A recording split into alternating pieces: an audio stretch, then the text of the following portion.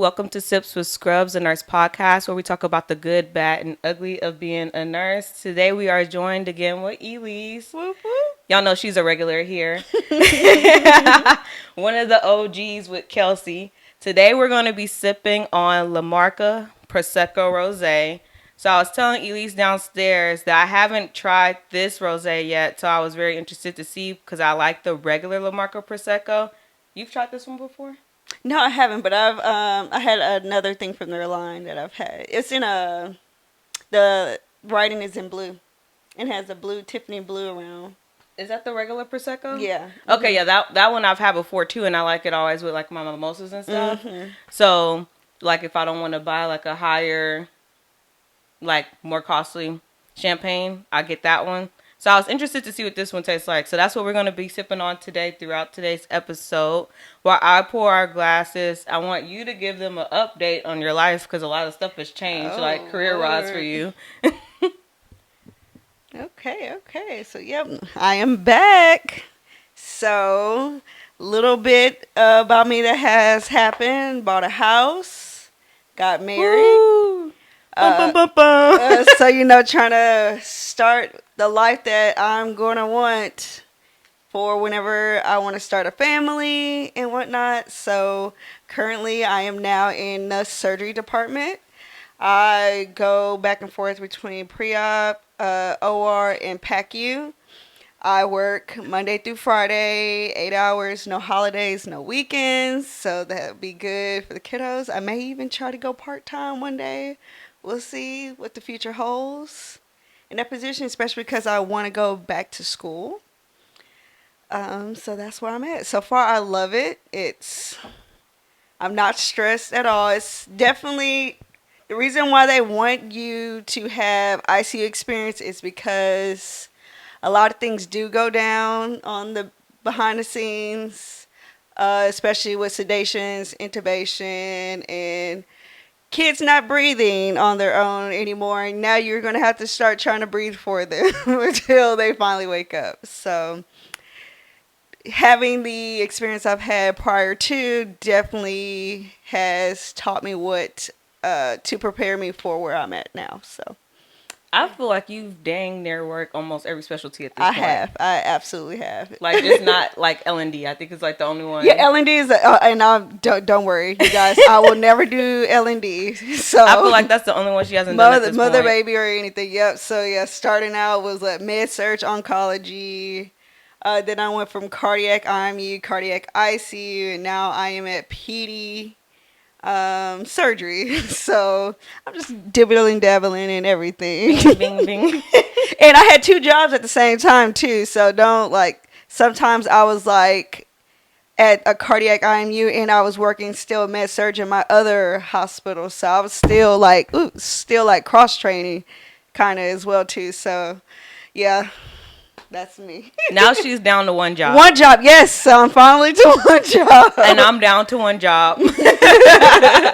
So lots have changed for us. Yes. What do you want to go back to school for? Did we talk about this before? No, we haven't. So a lot of people have been trying to push me to do NP, but I do not want to be a provider. Like, it makes me want to throw up just thinking about being a provider. What, like I know the extra that has responsibility? yes, it's just like I work with a lot of nurse practitioners in the setting I'm in right now, and it's cool, but the pay is still we get paid pretty much the same. Yeah, I've heard And that because people be trying to tell me the same thing. People always be trying to tell me, oh, you should do ICU, you should do ER, especially since I'm float pool now. Mm-hmm. And lately I've been floating in ER, and they're like, why don't you just cross train down here? I'm like, look, you see, I don't mind working hard, but I like to work smart. So I'm not trying to do what y'all do. Like, floor nursing is not as hectic as ER. Y'all see like 20 patients a day. Y'all getting everything started for everybody. Y'all nurse to patient ratio worse than the ones on the floor dang near sometimes. Like, and these people fresh off the street. So, like, you don't know what to expect and all this stuff. I'm not trying to do all that. I'm like, can I? Yes, but will I? No. So they be doing the same thing to me. Like, oh, you should do NP. You should do this. I'm like, I'm not doing that. Not interested. And just they are kind of overworked. And, I mean, they have a nice schedule if you want that kind of lifestyle, but you can also do it in what I'm doing now. I have the same lifestyle, and I get paid $2 less than they do. So see, and that's what I was talking about, because I met another float pool nurse when I was floating to another unit, and she was talking about like NP school, and she said, when I was looking at the rates for them, like they make the same amount as I do now, and I said, oh hell no, exactly, not me going back to school acquiring more debt, and then for that, no. But no, just to have a relaxed lifestyle now. But I will go back to possibly do leadership. It was between leadership and informatics, but I'm leaning more towards leadership because I could do a lot more with that than if I got it in informatics. So that's where I'm at. Do you have like any idea what you want to do with that? So yes, so at my current hospital now, they have clinic. You can start off with being a clinical nurse leader on the unit.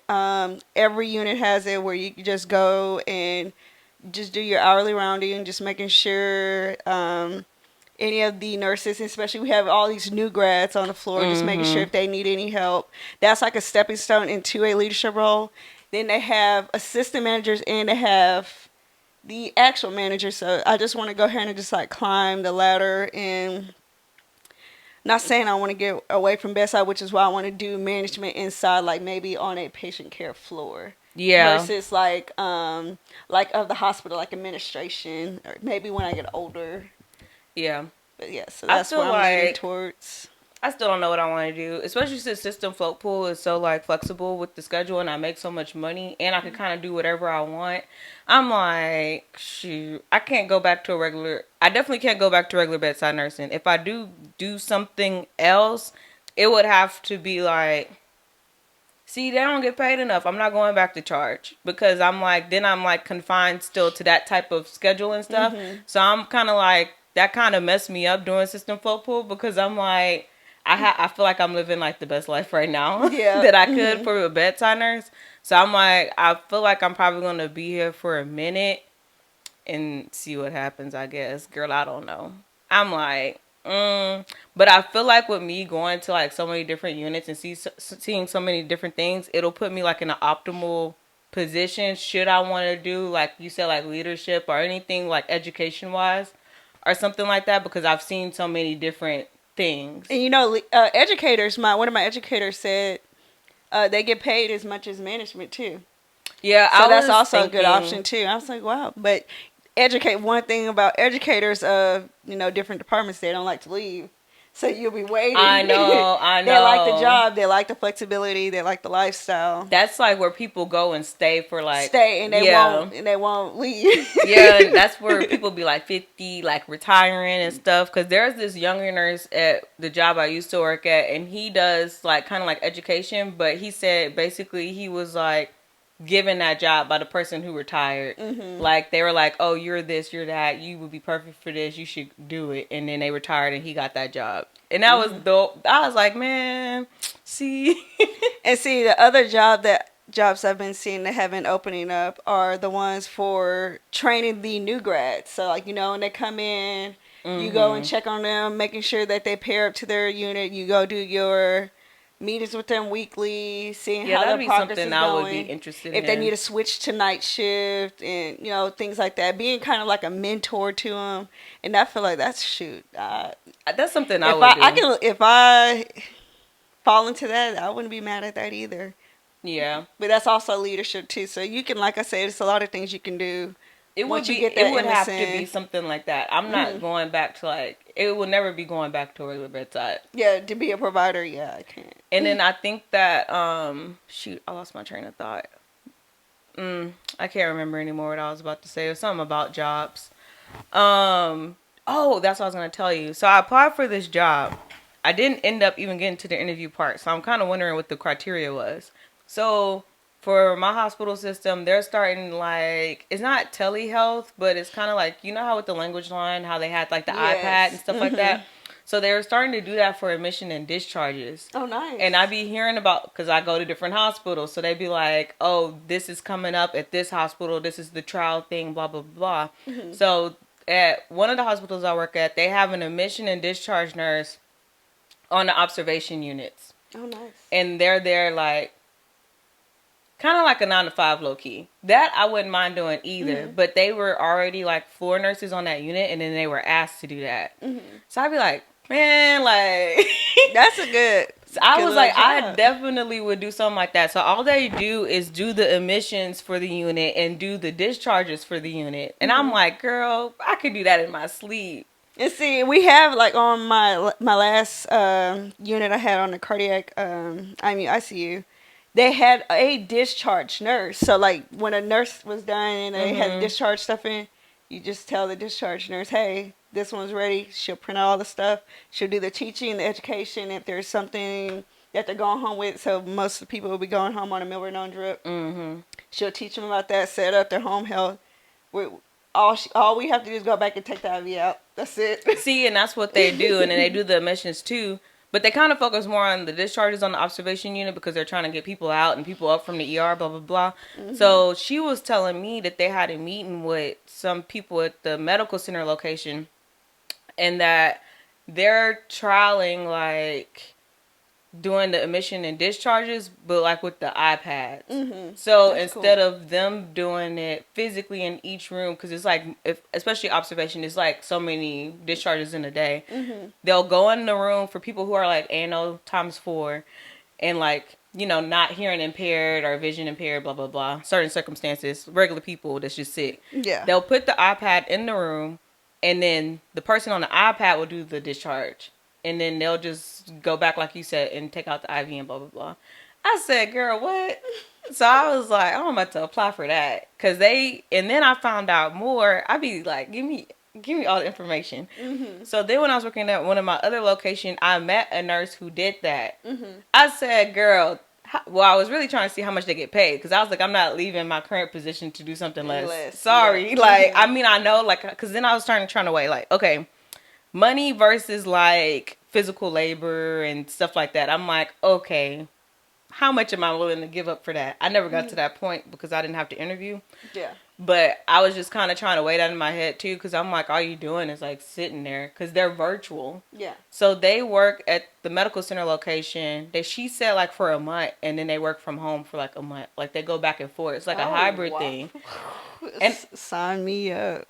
I was like, they got a PRN position. No, yeah, and then they had the different shifts you could do, like, but they worked 10-hour shifts 4 days a week. That's not bad at all. And then they had, like, the regular shift that starts in the morning. They had, like, a mid shift, which is the one I was trying to get, because then you could go in at 10. Mm-hmm. 10 or 9. One of those, but that's super late. So then I'm thinking, like, future, right? I'm like, oh, when I have kids, like, oh, I could drop them off to school or, you know, like, anything like that. And then I'm like, you know, Jordan worked from here, so he could pick them up. He'll already be off. So I'm like, okay. Like, I'm trying to think. I'm like, oh, that sounds like that'd be a good plan. But I'm like, I mean, I don't have to have that job right now. But I was like, if I could get it right now, I'll get it anyway. So I applied, but I don't know what the criteria is. I need to get some more dirt because I didn't end up even getting to the interview process. So I don't know what they were looking for. But I'm definitely about to try to find out because just because I didn't get it now don't mean I can't get it later. Yeah. Mm-hmm. Now that I know it exists. And then she was even telling me that they're trying to get it to where you can do like the 2-person consent with the iPad people too. Oh, wow. For blood, for what else she said. So you can just call up a nurse and... Yes, and be like, hey, I need to get a witness for this blood transfusion. Put the iPad in the room. You know how to look at the bag and stuff like that. I said, that's lit. I ain't gonna lie. That's so cool. So she said that they're doing that because they're trying to figure out ways to alleviate floor nurses. Mm-hmm. I said, that's such a good idea. Yeah. You know how easy life would be? You don't have to do admission and discharges. All you're doing is managing the current care. Please. That's very interesting. I was getting excited. I said, oh, this sounds lit. Like, this is definitely, I was like, oh, this is so neat. But I'm kind of glad I didn't get it, too, because with System Float Pool right now, that's really new, too, and they're still trying to figure out a lot of the kinks, and that's very, very new. Like, when I started System Float, I think they've only been in existence for, like, some months. So it was, like, a lot of stuff they start developing after the fact. So it's kind of, like, unorganized, you know what I'm saying? So I figured that probably would be like that too, since it's like so new. They need to figure out what they're doing first, and I don't really want to be a part of that process of figuring out what works, what doesn't work. See, if I ever went back, I don't know if I'd go back to doing 12s. I've been accustomed to getting off at 2 o'clock, 3 o'clock. She's spoiled now. Yeah, and then having the rest of my day. I'm like, yeah, if I really wanted to like make any extra money before the kids get here, I can go back to bed. So then I'm thinking about, I'm like, dang, but I'll get off at 7 o'clock. I'll probably be dragging my feet at 2. She like, damn, I would have been off by now. Oh shoot, it's only 4 o'clock. Damn, I got a few more hours. Yeah, I'll probably be miserable. What time do you get to work now? So sometimes, depending on which department I'm working in, I'll get there from 6 to 2:30. I'll do a 7 to 3:30. And then on late start days, I'll get there at 8 o'clock. But you're never like on call or anything like that? No. No on call.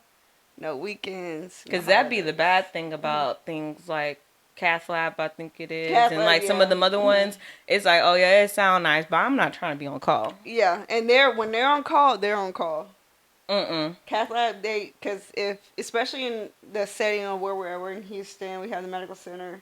If you were to take a Cath Lab position in the medical center, in which people are getting life flighted here all the time for a heart cath or anything emergency, anything about the heart, they're gonna definitely call you for sure.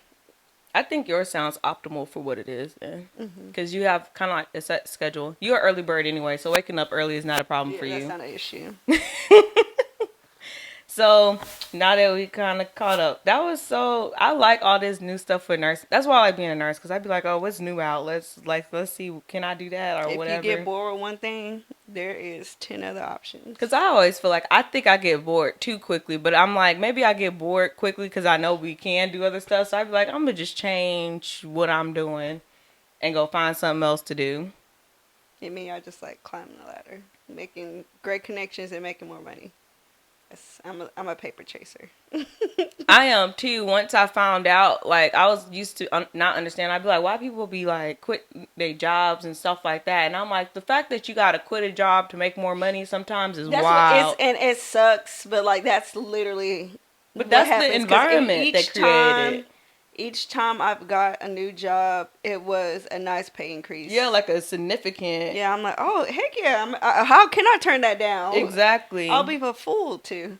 Yeah, so that's kind of crazy. Yeah, but now some of my friends are slowing down with, like, travel nursing. They're trying to get into, like I told you, one of my friends went in the flow pool.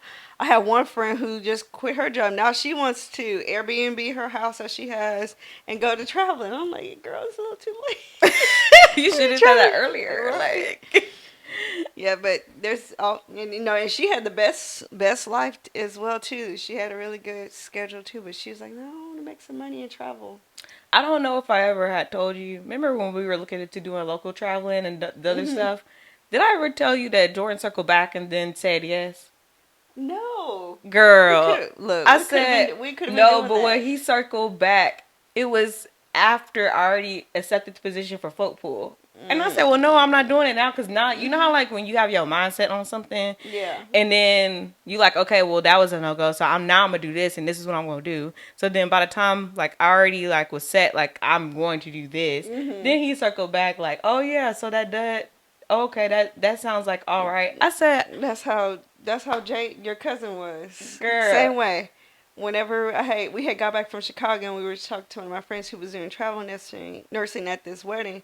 Like, yeah, you should have ended up doing that. I'm like, we were fighting. We were trying to convince our husbands to go anywhere. First of all, we were trying to convince our husbands to. We were like, okay, like we could do this. Like we could local travel. It's just like kind of down the street. Texas is so big, so I'm like, we could do it together. Like, and they both was like, look at each other, like, nah.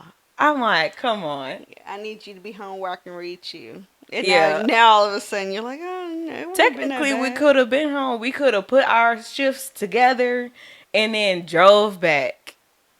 Can't live without us for 3 days. I'm telling you, like.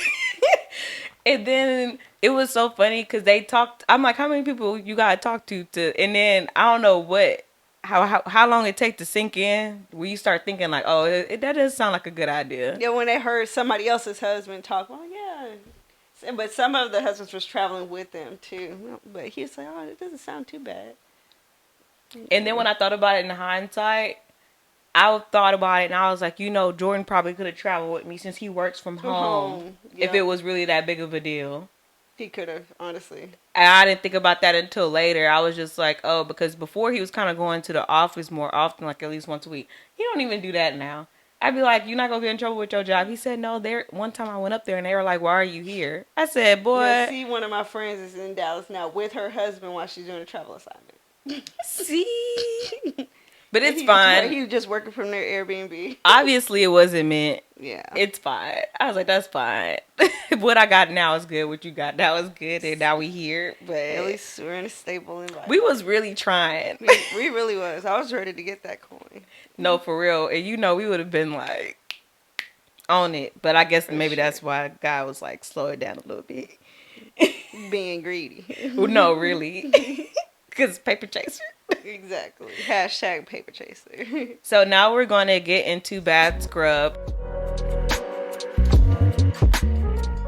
So every episode now, we do a segment where we're talking about a nurse that got criminally charged with something or something like that. You know I like crime shows. Oh, Jesus. So this bad scrub is about a nurse that was charged with murder in the death of a 97-year-old war veteran. So I don't know what y'all be doing to these people. They be complaining about we trying to kill them. Some of y'all really are, huh? So she was charged with murder, and it was stemming from an incident where she gave something special to a 97-year-old patient, and he died 5 days later, according to multiple sources.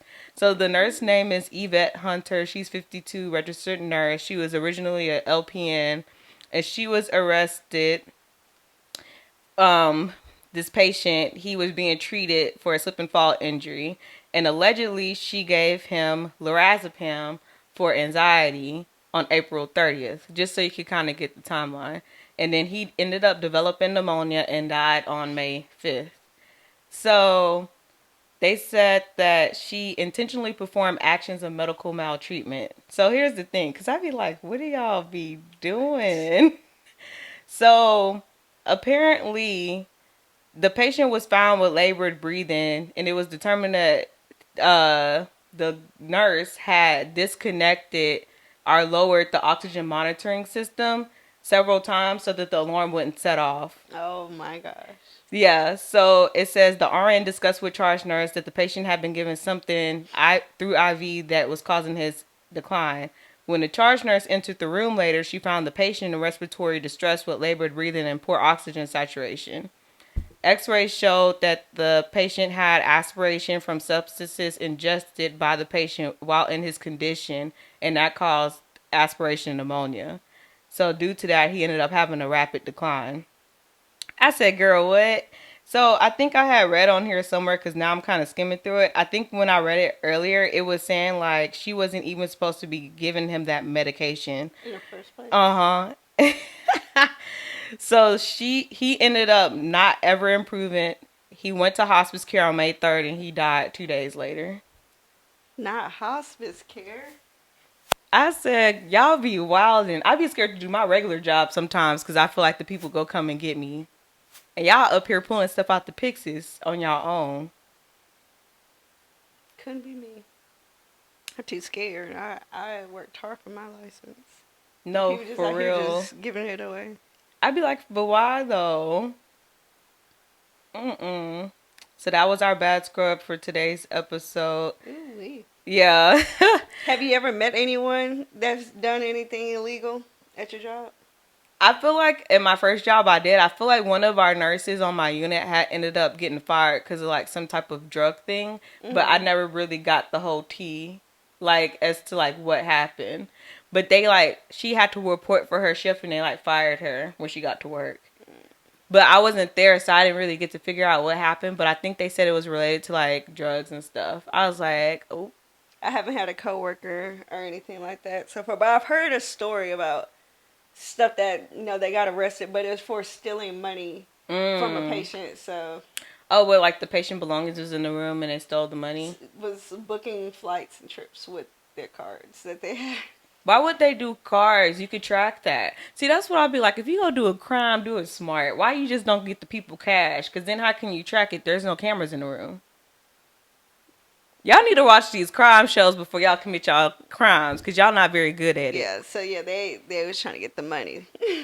Yeah, I can't do criminal activity. It was multiple patients. It was just one. See, and that's the thing. Y'all be getting greedy. Y'all just don't know how to take a one good hit, like the heist movies. Yes. Y'all just keep trying to get more money, and that's how you get caught. Just be happy with what you got. Exactly. I be like, I feel like I could do a good crime, but I'm like, my conscience won't let me. One, and then two, I'm like, I'm not trying to risk my life to go to jail because I'm not made for that. I'm not. I'd be like, ew, this is dirty. No, absolutely not.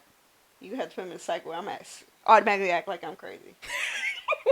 I'm crazy. I'm gonna be out there just twitching, talking to myself. They're gonna be like, "What's wrong with her?" They're gonna put me in a psych ward and I'm be safe. I get to have normal meals. Yeah, because they're gonna give me some meds. I'm gonna be chilling. And if one crazy person who actually is crazy bucking me, I'll bucking them back and I start scratching and like act like I got Tourette's or something. And they go, "Oh, she's kind of scary." Yep. Mm-hmm. And they go, "Not bother me." So. I'm not going to jail, so I can't do this stuff. Like I said, I'd be afraid to do my regular job. Like the people go come back through the records and come get me if I don't chart something. So I'd be trying to remember everything, especially in ER, because I feel like that would be where something happens since I'm holding down there. And then sometimes I've been only be having the patients for like 30 minutes. So I'm like, they said that one time at one of the facilities I was at, somebody sent up the patient, and when they got out to the floor, like the patient was declining. And I'm like, see, I can't. I'd be like, vital signs was stable. Patient was ANO ×4 when I got them. Whatever. Like, labs wasn't drawn though because ER is I told y'all about that ER before. is full of shit. I told them about that before, and I'd be like, I don't understand, because isn't the troponins a priority? Like, don't we need to know these? That's one thing that I couldn't stand. If you not a cardiac patient upstairs haven't started any kind of fluids, any kind of drip. I think they be moving too fast sometimes and stuff slip through the cracks. Because I'm like, the EKG barely is uploaded into their. I'm like, that should be the priority. I don't understand. I think stuff be slipping through the cracks down there. They be moving too fast. Then let you come to work tired one day. You gotta be on your P's and Q's in the ER. I don't know. They just need more staff so they can like cover the bases or something. Because I'm like, that's ridiculous. Like. Too many holes. Like, it'd be too many holes. Like, people coming up with signs of infection and stuff and no blood cultures, no nothing was done. Y'all already gave an antibiotic. They need to have a phlebotomist that works down there. They do. They need more. They do. They need more staff down there, and this wouldn't even be happening. One of the techs was saying that. Because, you know, they have techs down there, but they're not, like, real techs. They be using them to do the IVs and the bloods. And they still be missing stuff. But I don't think the techs have access to where they can see what labs are due. So, like you said, if they have a phlebotomist down there, they can draw the line. Yeah, just get everybody's, and they wouldn't even have to worry about that. That also would save the problem with them sending up the patients dirty as hell. Because then the techs could actually do patient care. But who are we? Who am I seeing? Look, let me get into administration. I'm gonna change the whole system. Okay. So next we're gonna see. We had a lot of new stuff since you've been here, so now we got these conversation cards. Oh. Yeah. Do we do this now? Yeah. Okay. Wait, shuffle it, I think. Okay. Let's see. Okay. How do you pour into others at work? Oh, I like that question for you. That's for me? I had to answer it? Yeah. Oh, okay. So, I thought you were going to answer it. Okay. How do I pour into others in work? So when I'm working in the PACU, I have more time to, like, you know, it's like you're individual, you know, you get your own two patients and stuff, but whenever I don't have a patient, I can go and help one of my colleagues with theirs. So, like, getting them ready, they come out with a LMA saline or a OPA in. I help them get their vitals, get the child comfortable, and see what they need from me. Do we need to start any fluids? Are we transferring them to the ICU? Are they going to be discharged from here? helping them make their life a little bit easier. And also doing that, you also are starting to create dialogue. You also start to build a relationship with them while you're trying to help them um, with their patient care. A lot of things that I'll do is like I'm a very positive person, so I'm always pouring positivity into my people I'm around, my coworkers. I met a lot of friends throughout my nursing career too, and just building up if they do feel overwhelmed, especially if it's like a patient who just came out with who had spinal surgery or something like that. And this is their first time having one, like, okay, it's okay. So this is what we usually do with patients like this. And just making them feel better, make them feel comfortable, especially if it was like a sticky situation where they had got all these medications and they're not breathing right. We need to put the blow by on them, stuff like that. So I feel like that's how I pour into my colleagues. Yeah, I thought that was a good question for you. I don't feel like I really pour into people at work anymore. Being honest, not anymore. No, because I feel like when I was on the unit, I had connections with people. So then some of it was like kind of like obligation. When I mean like helping people, because I'm sitting here doing nothing, and y'all know y'all looking at me doing nothing. Well, because I already did my stuff, and you over there struggling. Mm-hmm. It's just kind of like, okay, I'll come help you. It kind of is like sometimes it's like I'm tired too. That's why I strategized so I could sit down. And now you trying to take away my sitting down time because you don't know how to time manage. And so I'm like, I think I was at a point where I was tired, but I still did it anyway because I just feel like you should help people if you could. My problem always was that I feel like sometimes it's not reciprocated. Oh, and then, for sure. So now you're always busy, right? Because you don't know how to, whatever, you don't know how to time manage or whatever your issue is with that. So now when I need help, I don't have nobody to go to because I'm always the person people go to. So that was always my thing, and I had to try to figure out like how to like draw a line where I'm like, okay, I will help this person, and like some days where I'm like, I don't have it in me to do that right now. I get that. But I think I had got to a point where I was just like, But with system float pool, that's part of the reason why I like this job. People don't really ask me for much. I get to say to myself, and like I'm taking care of my people. I don't really ask for help because I don't really need it a lot of the times. So I just be chilling. But that came up again recently in the ER. They were like, oh, Lainey's always just sitting there. And I'm like, first of all, I'm not an ER nurse. So like the nursing looks different. I got the same amount of patients as y'all do. Technically, a lot of their stuff might already be done. So honestly, I'm literally just holding the patients, like making sure they're safe. If there's labs, I do the labs. But a lot of times they don't have meds down there, which is also why I like ER because it's just like pain management, low key, or like an antibiotic. Like the home meds aren't restarted. Until they get on the floor, usually. Yeah, so I'm like, it's fine. Even when I tell the doctor, hey, I updated the med rec, because sometimes I'll do that. I'll be like, let me go ahead and do that. So I guess I could be saying that I set them up as best as possible for the floor nurses up there. Mm-hmm. I'm not pouring into the ER nurses. But honestly, it's kind of like I'm here alleviating y'all staffing issues. So by just me being here, now you don't have to hold patients. Now you could actually be an ER nurse. That's how you pour into it. So that could be a perspective, but I don't feel like it's an intentional pouring. Yeah. You know what I mean? But I will say, okay, for the floor nurses, it also just depends on my day. Because sometimes I just be trying to make it. And I'm like... But facts. Yeah, I'm like, I didn't even want to come here today. So me just showing up. Like... But facts. I wanted to call in, but I decided not to. But now I kind of have like more relationship with some of the ER people down there. So if I do like... Okay, I really have been sitting down for some time and I got like a block from 12 to 4. I'll be like, okay, you need anything? Well, I'm not doing anything. I just try to be careful with that because I don't ever know what my day is going to end up looking like down there because I could get like a high patient turnover and I'm the only one doing it. Mm-hmm. So again, it gets to the point where it's like I can help everybody else, but everybody can't help me. Sort of thing, because the ER nurses are caught up in ER nursing, so it's not like they're there to help. Mm-hmm. So I kind of have to be aware of my situation where like, okay, I could be caught up in something where I got this, that, and this going on, and I'm the only one like doing it. So That's just how when you're on the floor and you're helping them get their 2 sets of blood cultures, but now you need a set of blood cultures and they're nowhere to be found. exactly. So that's why I be like, it's really interesting. Mm-hmm. But I be trying to be nice. I don't ever say no. I'll say that. If somebody asks me for help, I don't say no. Me either. I'll go ahead and help you, or I'll say I'm doing this right now. Can I get back to you later, or can I do this first and then we do that, or something of that sort. Mm-hmm. But so if somebody actually asks, can you help me pull up this patient? Can you help me change this patient? I don't ever say no unless I'm like really doing my own thing. And even then, I'm kind of like, well, let me do this first, or can you help me do this and I can help you do that sort of thing. That's good enough, right? Yeah.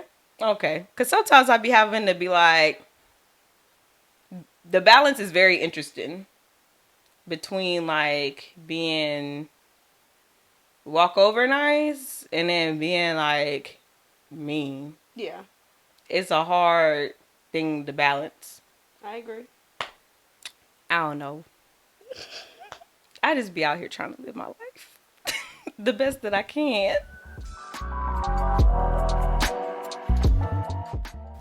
So today our topic is kind of like focused on love. So this episode is going to drop in February. So it's the season of love, also Black History Month. But before we dive into different aspects of love that we experience on our jobs, I wanted to ask you, how do you feel about Valentine's Day in general? It's just another day to me, honestly. Really? I did not think you were going to say that. Yeah, I'm screaming. I was it's like another day for me, but no, I mean, literally I thought I was like, oh, I know what Elyse is gonna say. She's gonna say this, and that's not what I thought you was gonna say. But my husband does make it very fun. Was it because like, do you feel like it was every other day before because it was treated like every other day for you, or like where do you think that? I mean, comes I from? used to think it used to be a big deal, but being in the healthy, this is the healthiest relationship I've ever been in. It kind of plays a part in that. So like, he treats me very well every single day. I get random gifts, every So that's every now and then. So this is like I get little love notes every now and then. He just had put one on one of my smoothies the other day. So it always just feels, every day is Valentine's almost, Day. Yeah, almost. Not to sound cheesy or corny, but yeah, it's pretty cool. But like, what I feel like he would do for Valentine's Day, like this year, probably like something the same thing that we always that y'all normally do. Yeah, probably a date. Probably maybe get like a bigger gift. But he gets me pretty much everything already. So that's kind of like hard to say. So. I mean, I love it. Don't get me wrong. I love it.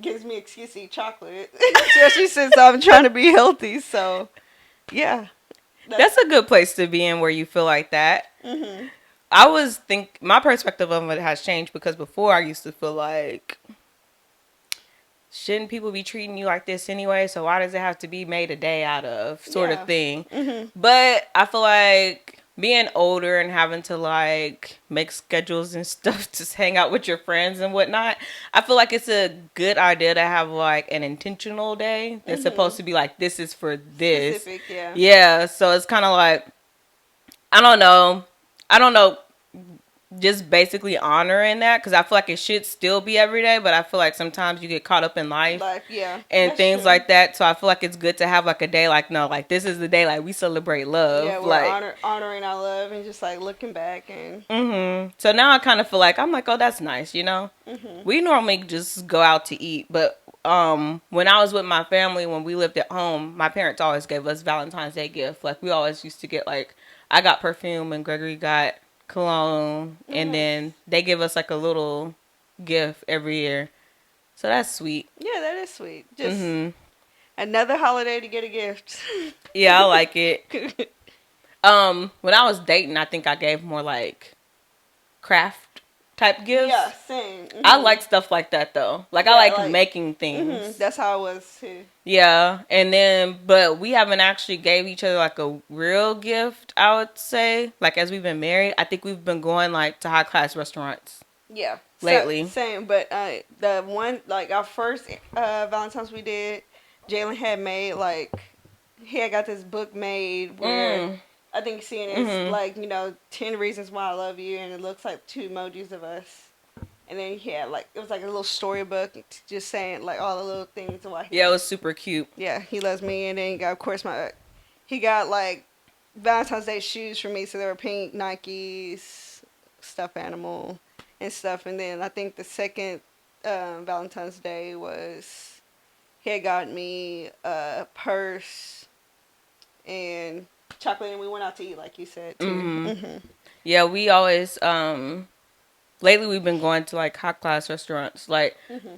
for Valentine's Day, and then for our anniversaries we like travel. That's what we've been doing as of late. But this year, I guess I'm gonna get him some cologne. I'm gonna throw it back to how my parents used to do us and give us like scents each year. Build up your collection because he likes cologne and stuff like that. So that's what I'm planning to do this year. Oh, I was thinking something else. I'll tell you later. Anyway, so we already kind of discussed some of the stuff that we love about our job, but what would you say specifically that you love about, you could say, I don't know, you could say nursing or any, like the job that you have now in particular. What I love? Mm-hmm. What I love about my job now, I love working with the kiddos. What had even brought me back to wanting to do kids? When I was a LVN, I did. Well, even before that, when I was volunteer, I used to volunteer at one of the top pediatric hospitals here in Houston. Through our high school and college, I'll wake up early bird 6 She's a.m. to every day. 6 That's a.m. normal for every her. Friday for 3 years straight. I would go to their NICU and just to hold babies. That's all I used to do. I like the baby holding. It's very Yeah, nice. all I did was baby holding. I never said I wanted to be a NICU nurse. That's just something that just get my foot in the door, build rapport with people, Mm-hmm. kind of like build relationships with people. And it was a good environment. That hospital treated you very well. They treated the volunteers there very well. We always got a lot of free things as well too. We So like the free. what? Yeah, we love the free things. And I was even had one of the managers in the volunteer services write a like letter for me. So that kind of like, and I still carry that letter to. I mean, it's if I have it kind of towards like my resume, like, oh, if you Mm-hmm. need these recommendation letters, have this and this, and it's like a little PDF file you can click. Mm. So I still use that to this day, and full going back full circle. I'm back at that same hospital, and it feels good. It feels nice. Like it's like I was meant to be working back with children. But when I was at LVN too, I also used to work with children as well too. So I think I'm just like going back into that aspect of what I loved. I don't get me wrong, I did love cardiac. I did love adults, but I think Kids my are heart's different. kids are different. But That's why there's I honestly couldn't not do the one kids. specialty I haven't liked. But if I did L&D, I probably would hate it. So, yeah, but every single specialty I've done, I've loved. So, That's good. I would say the most thing I love, I think, is like the flexibility. Like I mhm, like not feeling confined. I feel like I can like really just live my life. mhm, And even if we want to do things outside of life, like outside of nursing, as we was talking about before we were recording, like you have the opportunity to do that. A lot of people have to like really try to make it fit into their schedule, like with mhm, normal jobs. And I feel like with nursing, I feel like literally you could do anything. anything. Mhm. So I really love that about our job. Now, what are like the top three things you love about yourself as a nurse?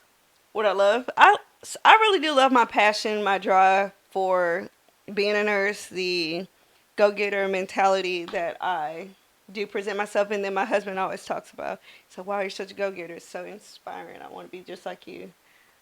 Be inspired and motivated to do something you love, because you can clearly you love it, because who wants to get up at this time of day and clean butts Yeah, sure. every day. What else? Um, I'll do one, and we can bounce back and forth, so you could think. yeah. Mm, I, I, well, one of the things that come, I think like my like no bullshit. Like I'm just like I'm not doing that because I'm like I don't know what that's called.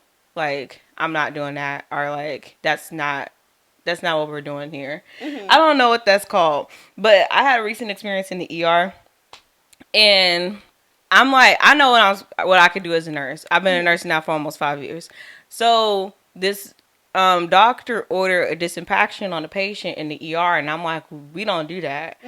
And I don't know if he knew that or if he didn't care, but at the same time, I'm not, first of all, I don't want to do some of the stuff I have to do, so I'm not doing anything extra.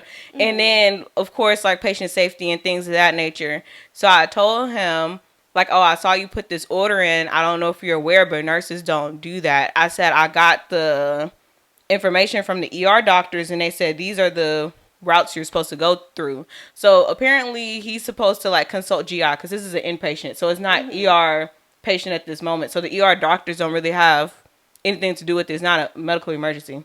So he's supposed to consult GI, and they're supposed to take care of that, but he didn't want to do that. So unbeknownst to me, because I already had told him I'm not doing it, and then he said, who said that? I said the ER doctors. Then he left out the room. But anyway, the medical director, they said that's who it was, ended up doing it. That's why I do like ER. The ER manager and director are very hands-on. Like the whole team's involved. But he ended up doing it just because that doctor was making a mess. But I like that I'm like, no. About certain things like that I know like I'm not supposed to do or that will put me or the patient in jeopardy, because I feel like some people don't have that, and that can end up putting them in situations they don't want to be in. And I also feel like that's how a lot of people on bad scrubs end up in the position they are sometimes, is because they let people push them to doing stuff. Another example of that is like, you know what your nurse to patient ratio is. You not trying to add up these patients on me because somebody is not here. Y'all got staffing, you got to figure that out. That ain't my issue. So I like that about myself as a nurse.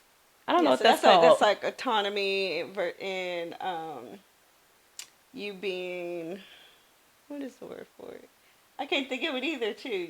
Yeah, I'm like, I don't know what that's called, but I'm just like, you're advocating for the patient though, still, though. Yeah. In a way, but yeah, I can't think of the name for it, too.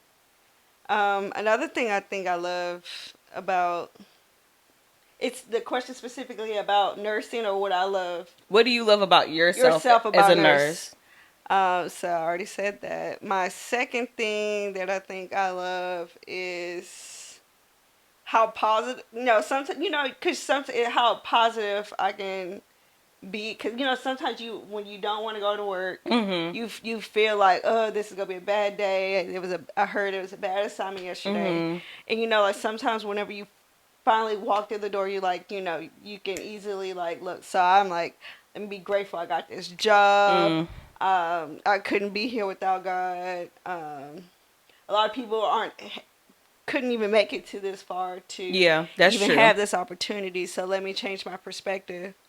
And even like whenever you meet one of your patients who are in a bad situation, don't have any family, don't have any loved ones there to visit you, you are their ministry. You are there to give them that conversation, to give them the hope.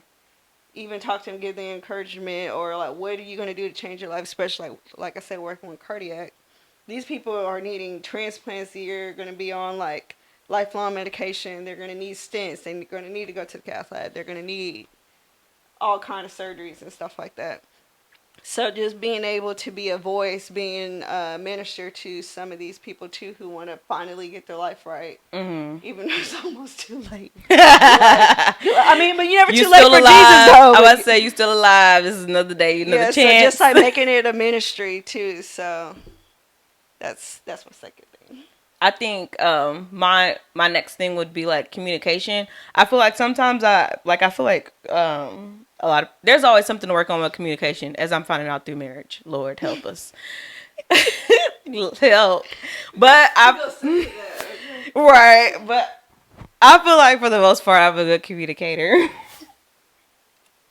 I think it's different when emotions get involved, and I think that's why sometimes it's hard to like communicate like with spouses and friends, because you're emotionally tied to them and you care about them, so some stuff don't come out right. But as far as like regular people, I got like I got like a little more perspective. No, mine is kind of opposite. I think I have more consideration for regular people. I don't. Then if they treat me such, no, if they talk to me crazy, Oh, you want to get bugged? All right. I'm right there with you on that same level. I feel like I have a little more consideration. I feel like I have a little more consideration for like other people because I'm like, I don't know you or whatever, but I feel like with people I do know, I feel like you supposed to know me. Mm-hmm. And so like why you don't understand what I'm saying. So I get more frustrated. I get that. Yeah, so with regular people, I feel like I do fine. So like at work, but right? People be really trying to get ugly with you. They do. They don't. I do have the a hard audacity problem with sometimes, that. and I'm just like, and you try to like hold your tongue, but like then now they calling out your name. It's not like saying I'm throwing fists or anything. I'm like, okay, so you're not gonna talk to me like that. So I'm firing myself of coming back in here.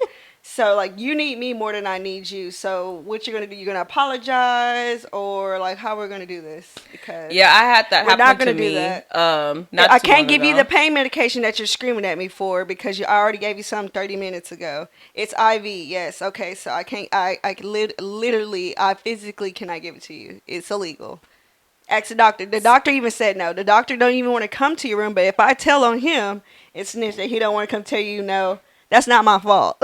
Yeah, part of the problem with nursing is we get a lot of the back end because the residents, interns, and doctors. They don't have to deal with it, but we do.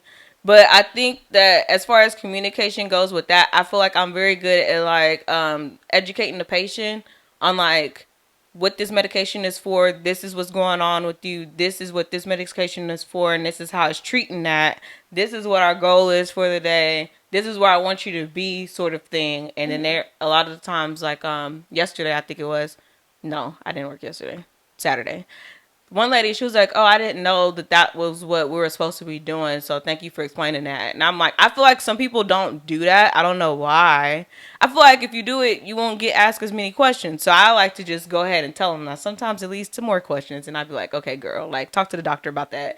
But I feel like I'm very good at that aspect of it. And even like how you said, like with the pain medication, I start putting stuff off on the doctors. I ain't gonna even lie. I'm saying, I'd be like, I understand your frustration. This is what I'm able to do for you. I can tell the doctor how you're feeling and you can discuss that with him when he comes in. Even if and that's what I start doing. And I'm like, that's the end of the conversation. I even like whenever they only put Tylenol and Motrin in, they get so mad. Mm-hmm. And I tell them. I need something more than that. I'm like, well, I mean, your vitals are fine. But I'll be telling them, I said, if you feel like that, I want you to tell the doctor that when he gets in here. Even if they do, then they'll put like Tramadol. Tramadol don't work. I'm just like, okay. Yeah, I just be like, this is all I have to give you. What could I do? I'd be like, this is all I have to give you. If you don't want to take it, that's fine. I really want you to tell the doctor when he comes in how you feeling right now so he could order you something else. And that'd be the end of it for me. Because what else can I do? I told the doctor. That's it. I charted it that I told the doctor. Yeah, I told you to tell them. It's honestly epic, so you can honestly see the note that I put in. Yeah, so after that, I'd be telling them, y'all know that have nothing to do with me. And after that, they'd be leaving me alone. So I'd be like, we not doing that. You give them this energy. That's what I be telling them. This energy you giving me, I need you to get that to them. Because it ain't got nothing to do with me. Not a thing. And we ain't about to do this, bro. I hate when people try to mess with my peace. I came in here happy today. I be like, are you trying to get me riled up? I don't want to be riled up. Leave me alone. Facts. No. I was like, I'll start feeling my neck get hot. Okay, like, no. What's your next one of the other things you love about yourself as a nurse? Another thing that I love, ever since like my whole journey with nursing, just like a huge impact you can leave on people's like life. Mm-hmm. I think just when I had started out working with the older adults oncology field, those are a lot of sick patients, and most of them are on their deathbeds or this is their last little home stretch, and them just like it's them being grateful. They already know, accepting of what's happening, but just like being able to find like peace with it, being there for them, even with what I'll say, just like being able to have the patience to even say that, because some of them are very lonely. Mm-hmm. It might end up now you're late with your other patient. Yeah. Your other 4 patients. Yeah, because oncology is 5. Yeah, I had 5 to 1. It was rough. Anyways, You'll be in a patient's room and you don't know sometimes that little 30 minutes you did spend with them will mean so much to them. It really and does. I think that's how I got my few Daisy Awards too, was just literally doing the bare minimum and just giving them my time. Just putting in the effort to just listen to whatever they had to say. Or being with a family member whose family is dying, or being with a family member of someone who just died, or like we just try to do CPR on, or if they were DNR, they just took their last breath. Being with that family member, getting them through the process, seeing if they want to help you with the post-mortem care. Right. All those things.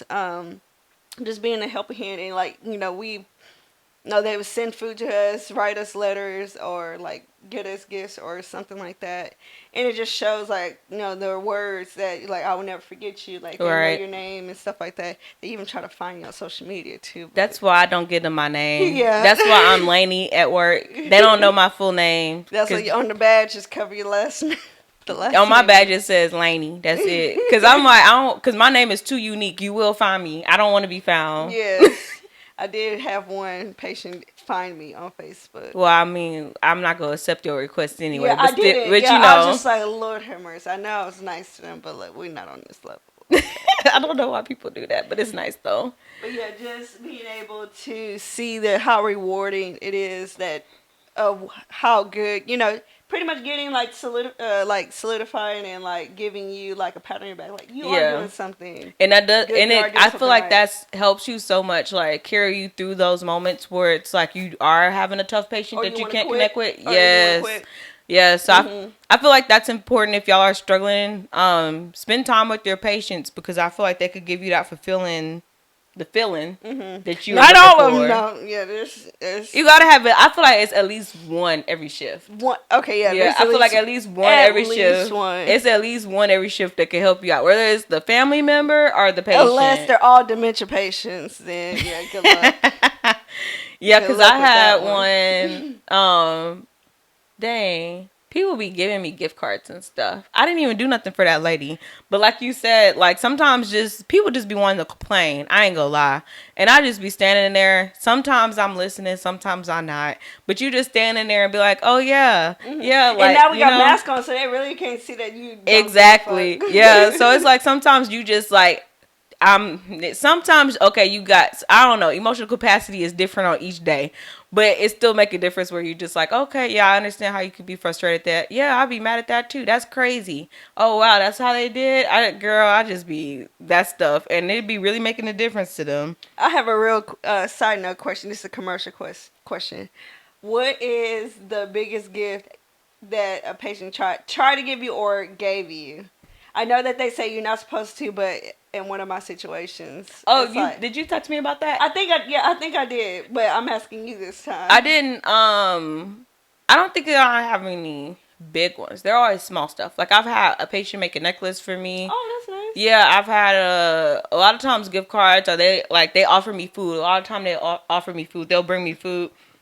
Or they'll be like, I'm going to go get this. Do you want anything? Now I got to really say no, because I'm trying to eat clean, too, for the most part. But one time my patient offered me breakfast. Like, the family members, they're like, we're about to go get breakfast. Do you want anything? They love offering me coffee. It be stuff like that. They like to feed me. Mm-hmm. That's part of the problem. Yeah, you go gain weight being a nurse. No, for real. And then, like cupcakes to the unit. You know, that sort of stuff. A lot of food. And then a couple of times, I had one lady in particular, she like put money in my pocket and then like left, but it wasn't a large sum. Mm-hmm. So it'd be like little stuff. But hey, I'll take it. I'm not one of them. I'm like, what do you want me to do? Girl, I was going to offend their culture if I didn't take it. I'm trying to be considerate. That's kind of my situation. It was like a culture thing, and they had snuck the money like underneath my water jug, and I was like trying to like go back and give it to them. They were like, absolutely not. Yeah, I always be like, oh no, you don't need to do this, playing that card. Don't play with me. I'll take the money. But I will be like, oh no, you don't have to do this. I had some snitches that was in that area too. They were like, so they would have been like, if I didn't get I had one nurse by me. I had one nurse by me that saw like I got money, and I said, you better not say nothing.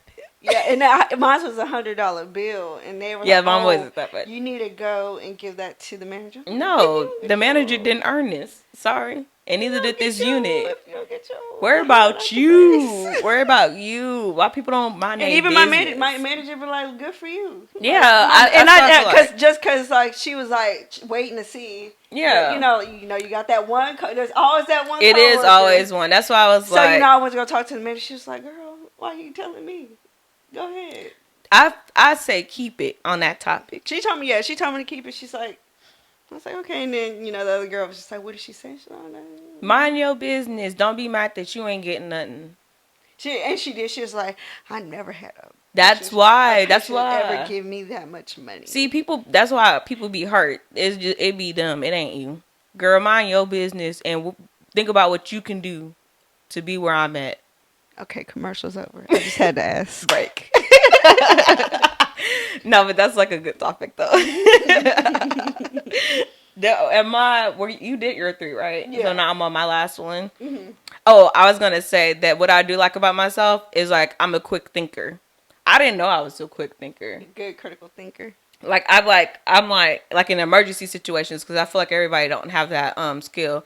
I'm not trying to be like, oh, these people don't do it and I do. I'm trying to say like these are like things I've noticed about myself that's why I love it, because it's like unique. Yeah. So like codes, rapids, I mean, I don't like doing them, but when I get into it, like I'm like high gear. Like I be like my mind be moving so fast, and I'm like, that's cool.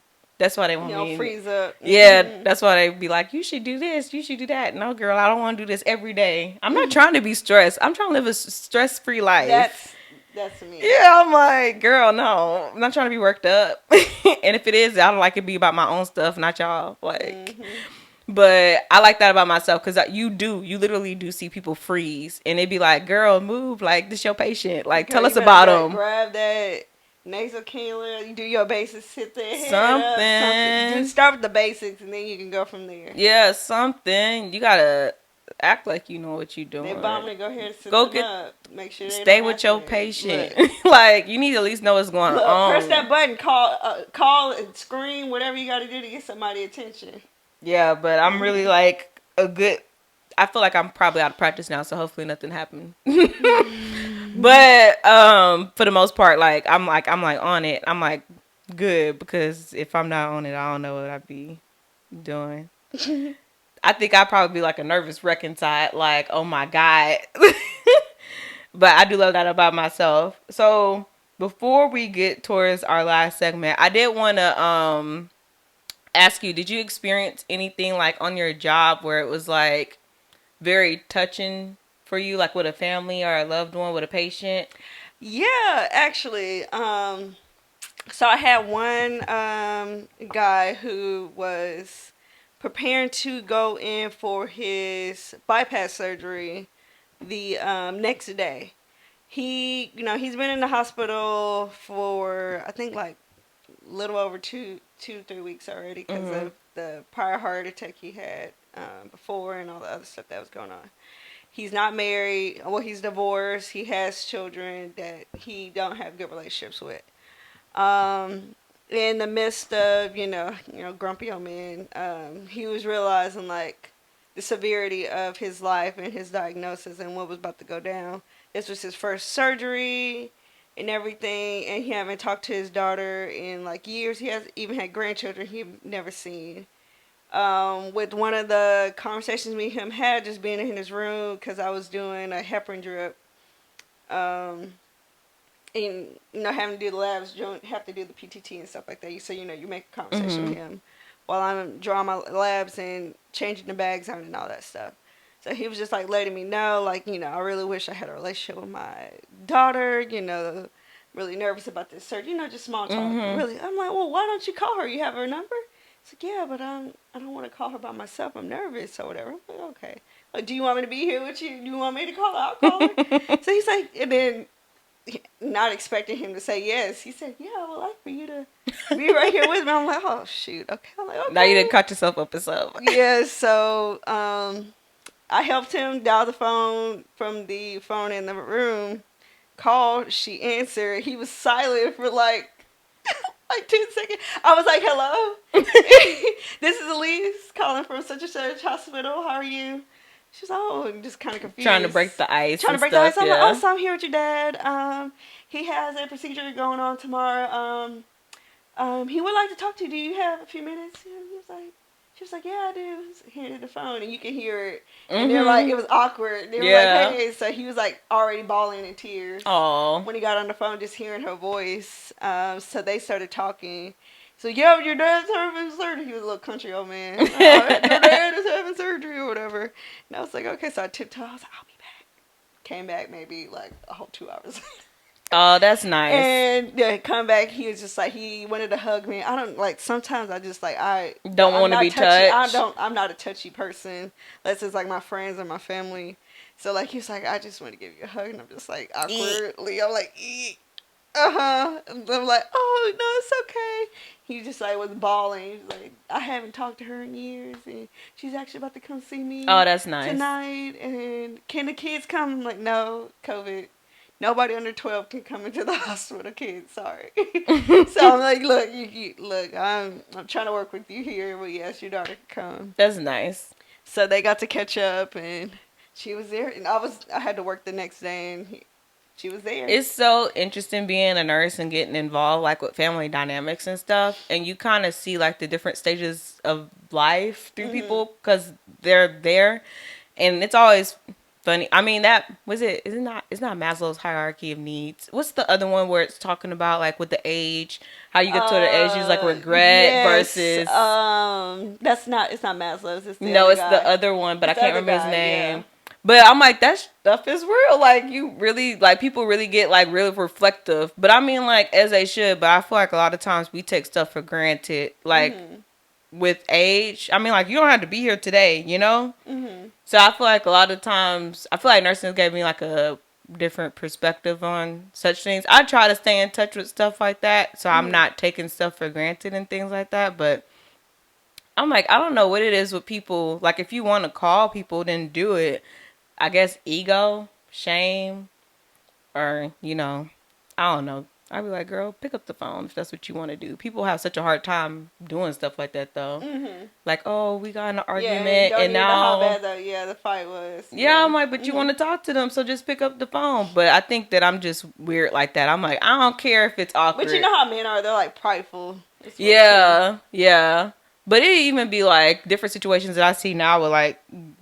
friends too, and it's like, well, now we're in a weird space, and I'm like, but you're the one making it a weird space. Like, just do it. I don't know, child. I think I don't be caring. If we gonna be together, we gonna be together. Are we not doing this no more? I'm like, we gonna talk about it or are we not? Because I don't really like to harp on stuff. We gonna say that for another episode. I'm like, oh, but it's so interesting because you get involved with that stuff, with seeing people, and then just different things I be seeing in hospital just be making me think of different like life issues. Like, I had this one patient one time. She was so young, maybe like mid-20s or lower 20s, somewhere in the 20s, and she was doing drugs. Got caught up in that, and then she was in the hospital, and she was kind of like, not comatose, but like not able to do anything for herself type of thing. And then her dad was there, and he was like taking care of her, and I was just kind of like, I mean, it's sweet, but at the same time, I was kind of like, I don't think people think that like they life impact other people. Because I'm like, that's kind of selfish, like... Now this person got to take care of you for the rest of your life. Because you wanted to do your drugs. Because you wanted to do your drugs.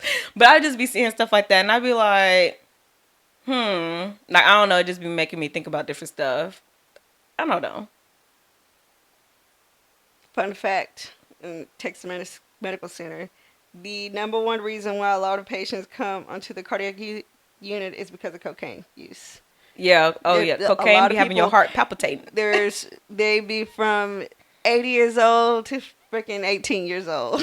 Doing cocaine. No, for real. I had a grandma in the ER one time there because she was cocaine positive. Talking about, I don't know why my heart rate's so high. Girl, because you was over there doing crack, granny. You already didn't have a high blood pressure already. You was doing crack, granny. High cholesterol. What you mean you don't know why? You ate KFC for dinner and then you did cocaine before you went to sleep. I just be like, I don't know. I mean, like, it is our life and we could do it what we want. But I'm like, people, like, be impacted by the decisions that you make and be having to pick up the pieces. And people don't think about shit like that. Mm-hmm. And I don't know. I be, like, thinking from the reverse. I'm like, man, you know how much bills it's about to be for him? And, like, now he can't really live his life because now he tied with you and what you all got going on. And that whole, like, recovery process, I was just like, I don't know, people selfish. But I never thought about that before until I saw that. And I was thinking, like, I guess because we're getting older and then, like, with parents and kids and stuff and the decision kids be making and how the parent, now I got to deal with it. Yep. Because you outside.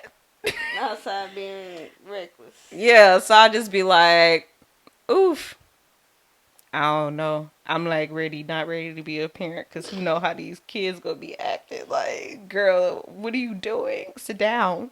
We need to do a Mother's Day episode on what kind of mother you think you'll be. Ooh, that's a good idea. About like who this or that, who's gonna be the one to take your child to the doctor? Who will be the calm one? Who will be going off on the doctor? And like, would it be you or Jordan? Oh yeah, we should do that. That's gonna be fun. That'd be real fun. I kind of have an idea. We're not gonna talk about it now. Y'all gonna have to wait till Mother's Day. Elyse has to do it too, cause we're gonna be moms. Coming soon to the. She's already kind of a mom. Yeah, I have a stepson. Yeah, she's kind of a mom already, but it's different when it's yours too, and you like it's in your body. Facts. That's kind of crazy. Interesting. So before we close out today's episode, we're gonna scrub and sip.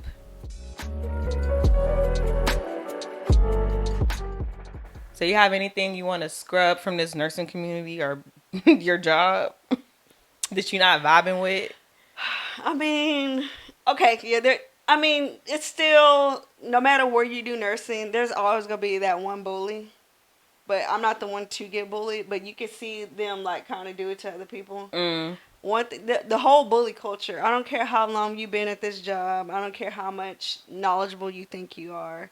Treating people ugly isn't going to get you anywhere. Honestly, you're going to come across the wrong nurse or the wrong person, and then you're going to knock your lights out. But, or no, like, just like, put you in perspective of how you treat people, because sometimes it's not okay.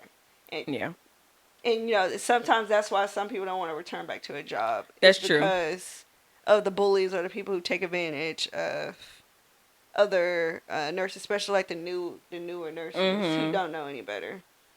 So yeah, that's one thing I would like to scrub from the nursing community. I'm scrubbing that New York strike. Them poor nurses was out there working hard. I said, I would have been quit. That nurse to patient ratio? Yeah. And they had no one to relieve them, so they were only taking 3-hour naps and then going back. Girl, please. So one of my coworkers used to work in New York. She said whenever it snowed really bad like that, they would take 3-hour naps, and then they would take turns. So they'll have like a buddy, and they'll watch all the patients. They'll have like a total, like say if it was a med-surg floor, they would take care of 12 patients at once. Guess who not about to be a nurse?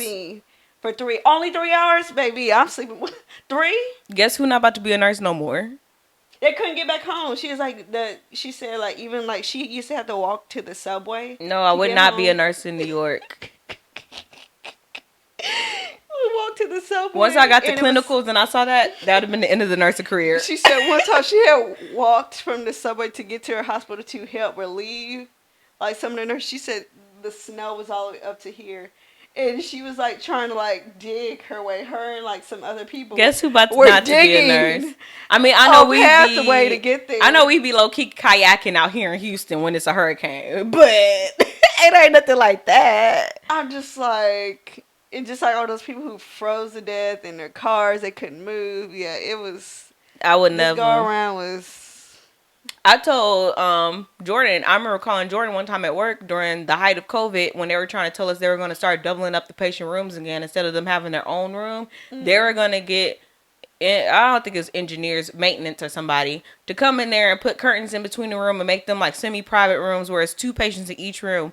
And I told Jordan, when they started talking about that, I called Jordan that night and I said, if they put 2 patients in the room, I'm quitting. I said, I just want you to know. They ain't never do it. Good for them. Because I would have been done. Speed dial. I would have walked on the unit and walked off. That would have been the end of it for me. Didn't even clock in yet. That's why a lot of them don't even clock in until they see the assignment. Yeah, like I didn't even see what's going on. My very first job, I had night shift nurses. They won't even clock in until they saw how bad the assignment was going to be. And then they were going to use like their sick day. I'm like, you already here, bro. Come on. You ain't about to play with me or my license. That's all I got to say. Because y'all trying to take people to court. And no, it ain't. Y'all have fun with that on your own. That's why y'all got to get y'all money stacked in case of emergencies. Facts. So, if I wanted to go part-time, I could. Shoot. One day. So where are you going to sip to? We go sip to this new job I am. Yay. Because I love my little life that I got going on right now. What you sipping to? Life is good. I feel like I'm like in a stable, steady. I think it's because I don't know if y'all know that's listening. That like local contract I took with just working in that place for like a month. I think that did me some good because I was starting to get the itch again. I was getting tired. And I was like, I'm tired of floating back. Of course, like with any job you got, they don't really paint the picture the correct way. So I don't mind floating, but I thought at least if I'm working shifts in a row, I would be going to the same place. At least the same place. I didn't ask for the same unit, like just the same hospital. But like driving back and forth like that to like different stuff and having like new patients each time, you don't know the staff and stuff like that. I was kind of getting tired of it, but then so you was going to like, so if you had worked 2 days in a row, you wouldn't even go back to that same hospital and get your same assignment. It was just brand new location and assignment. Sometimes. Damn. I ain't gonna say sometimes. Most of the times. It was weird where I would go back to the same place. And then if I did, it wasn't guaranteed I'd be back on that unit because it was dependent on the staffing ratios. But how it was presented was like, well, they said they would try. Now, how much trying they trying to do? Debatable. But I was just kind of like, whatever at some points. But I was getting tired of doing that. So with doing the contract thing and just having that same spot and knowing. So you're doing a contract with one unit right now. Right. Yeah. So I did that for a month. So this week actually is my last week doing that, which is good because I'm ready to get moving again. So cool. Yeah. So I got to do that. Of course, y'all know me. I'm like, is this extra money? It's not. But I was like, all right, fine. I know where I'm going every day. I don't have to keep looking up, like, where am I going today? Yeah. So that helped me out. And I think it allowed me to have, like, a stable environment so that I can, like, set the pace that I want to set for this year. That's going to weed out travel nursing. That's what they're trying to do. Oh, wow. Because a lot of the nurses there, they were on maternity leave. So that's why they needed more people. And that's what they're trying to do. That's going to, yeah. Okay, bye-bye travel nurses. These hospitals getting smarter. No, for real. So it's like internal contracts. Yes. With the hospital. Yep. And technically, well, people who already work there. Yep. And already know the system. You don't really have to train them. Yeah, so it is smart. They said they sick of y'all. They would say they sick of y'all trying to run up that bill. And it's less money, yeah, for them. But honestly, with some of them contracts now, because I still get the emails, it's almost about the same. Because I don't be working full-time hours all the time. But I'm like, if I were, and then you know how sometimes with the travel contracts, you have to work 4 shifts or you have to do this. So it kind of comes around the same. It might be a little cheaper for them. They don't have to give you a stipend or anything. Though. Exactly. Yeah. But like kind of the rates are somewhat similar. Not COVID, not them kind, but you know, the regular 3,000, 2,000 or however much a week. It's similar. So yeah. So that's what I'm sipping to. Our jobs, my job too. Our life. We out here living good, y'all. It's nice. It gets better. It gets worse. It starts off worse, but it gets better. So, with experience. Yep. Take that with y'all. Hopefully you guys enjoyed today's episode. As always, it was a pleasure having Elyse here. I feel like we could actually just talk and not have to be like, oh, how are you? And so professional. Yeah. So it's always nice having her here. So we want to thank her for coming and spending some time with us today. And we'll see you guys in the next episode. Peace.